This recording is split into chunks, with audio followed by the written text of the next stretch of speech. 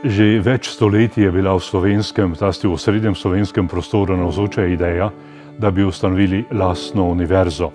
Po razpadu Avstro-Ogrske monarhije in nastanku samostojne države Slovencev, Hrvatov in Srbov pa so se odprle možnosti, da se uresniči tudi ta cilj. In takrat so se ponovno začeli izobraženci zavzemati, da bi univerza bila ustanovljena, in sicer možnosti so bile različne. Tudi na različnih krajih se je govorilo, da bi naj univerza bila ustanovljena. Edina skupina, ki je dosledno zagovarjala, da naj bo univerza ustanovljena takoj, brez prehodnega obdobja in v Ljubljani in nekaterem drugem kraju, pa je bila skupina učiteljev v ljubljanskem bogoslovnem semenišču.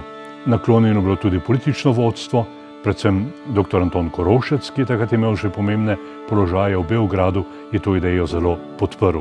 Tako da lahko rečemo, nastanek univerze leta 1919 in v njenem okviru tudi teološke fakultete je bil eden največjih zgodovinskih dogodkov v slovenski narodni zgodovini. Po končani vojni so se seveda na Slovenskem razvile povsem drugačne razmere, kot so bile do tedaj. Teološka fakulteta je bila prva 4 leta sestavni del univerze v Ljubljani, je redno delovala, tudi sedež dekanata je bil na osrednjem sedežu univerze v Ljubljani.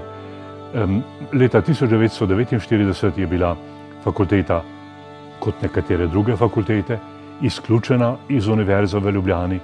Leta 1952 pa je bila izključena samo ona iz javnega šolskega sistema v Sloveniji.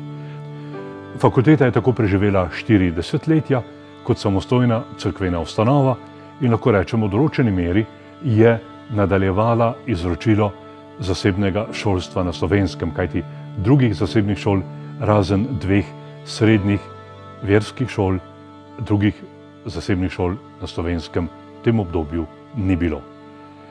Z razvojem samostojne slovenske države pa se je začel urejati tudi pravni položaj tako teološke fakultete kot tudi drugih cerkvenih šol in od leta 1992 dalje je teološka fakulteta ponovno sestavni del univerze v Ljubljani.